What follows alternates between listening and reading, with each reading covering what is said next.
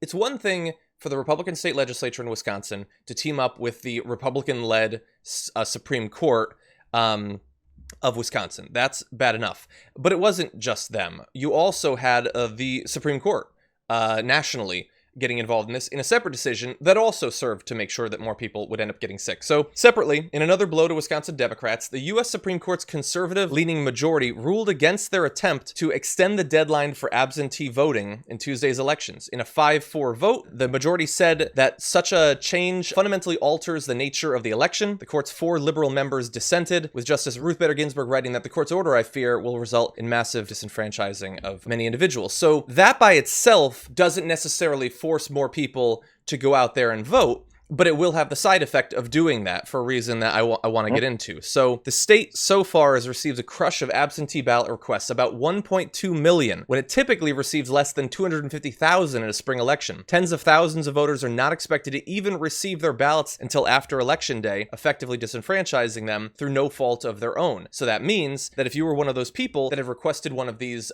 ballots, you would have had extra time until the U.S. Supreme Court stepped in and said, no, you're going to have to put it out right now. Ruth Bader Ginsburg says, tens of thousands of voters who timely requested ballots are unlikely to receive them by April 7th, the court's postmarked deadline. So before, you were going to have an extended period of time to get it and to send it in. And because so many people are requesting it, many of them aren't even going to get it before they were already supposed to have postmarked it, which means they don't get to vote. Or they have to rush, assuming they're able to, they have to rush to stand in lines and potentially expose themselves to coronavirus.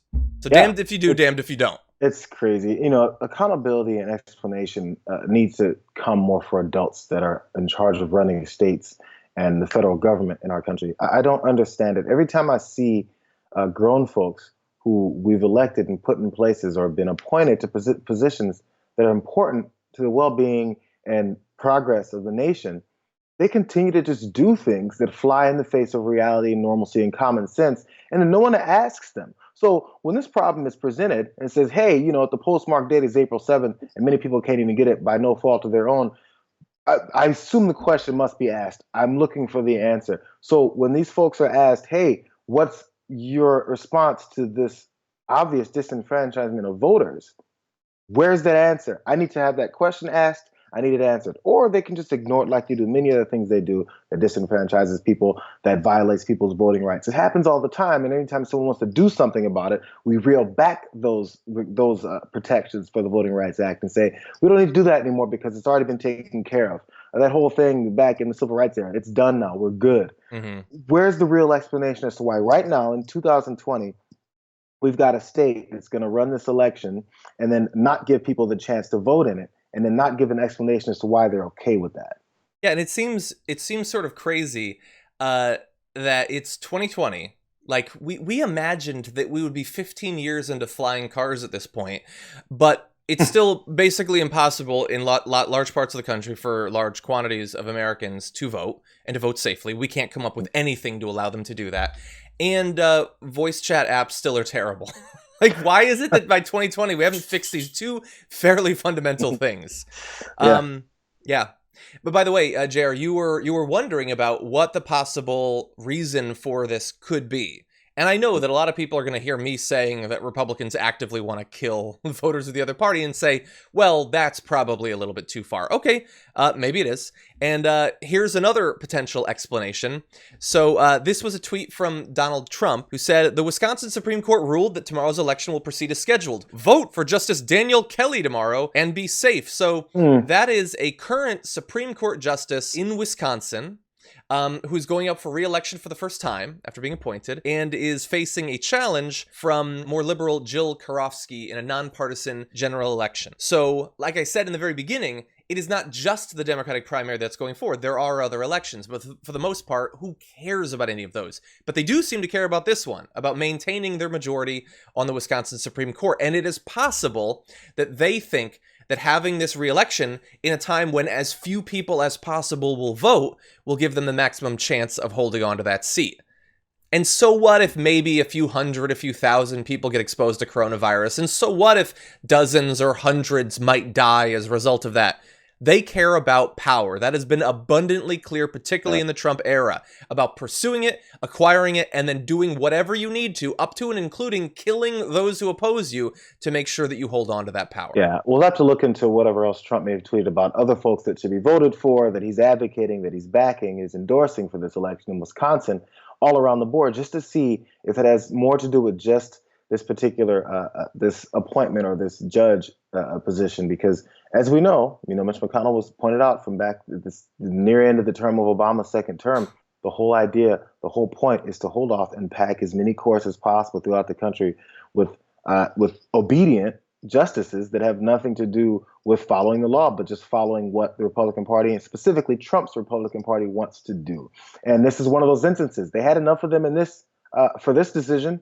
They had enough of them in the Supreme Court for that next decision. This is going just as planned. So when you're trying to take over, the people that are looking to be that are looking to gain as much power and utilize it to their advantage as much as possible, they don't care about people's lives. Why would they care about that? They haven't cared about it in any other normal situation. Why would they care about it when it's taking care of itself? They're sitting back and enjoying it as long as they get a chance to continue to take advantage of it. This is just from capitalism point of range, when we're trying to get people back to work as soon as possible. And oh my God, these huge corporations are hurting, to even the election process. They don't care. It doesn't really matter to them. They don't. And not long ago, I interviewed Tom Hartman, and we talked about why Democrats don't put a price in any way on the Republicans, and it's not just Republicans, but when it's like 90% one party and 10% the other, I don't want to have to keep giving goddamn caveats on them being so vigorously, viciously opposed to democracy in America, and their fans liking it, honestly, that their voters don't want more people to vote, but independents, perhaps, or people who are not strongly affiliated with the party might be bothered by the fact that one of the two parties is actively engaged in a war with American democracy, but the Democrats barely talk about it. There is no cost to it. Republicans can go around stripping people of the right to vote all over the country, and they don't really suffer in any way as a result of that. And now, that was before them doing that would potentially lead to people dying. So now it's even worse. I feel like people should start to take this seriously. Which people? We're talking about elected citizens? Democrats, the Democratic leadership. I think that if you are going to be in Democratic leadership, you should maybe once a year, lead on something that matters. Well, they're too afraid to, because then these are hot button issues. These are touchy subjects. These are things that if you say the wrong thing at the wrong time, especially from a position of influence and power, you might come off badly. Citizens might turn on you. It could ruin your election. We're going to talk about Georgia soon and how that's ruining someone else's election, at least at this point. So the fear that's based in saying something that you don't know how it's going to go over is overwhelming to Democrats. So they're worried so much. They're like, Republicans are setting fire to everything, and they've always done that. Everyone's used to it, so they get away with it. We're the slow walker, mealy-mouthed folks that don't do anything. Yeah. So once you don't do anything, no one expects you to do it, and you can just sit back and continue to hope things get better. It's just not going to happen that way. No, it's not going to happen. For more political news breakdowns, interviews, stories of activism, and me trying my hardest to care about the occasional big celebrity news story, subscribe to our YouTube channel at youtube.com/The Damage Report. And you can ring the bell wherever it is, so you don't miss anything.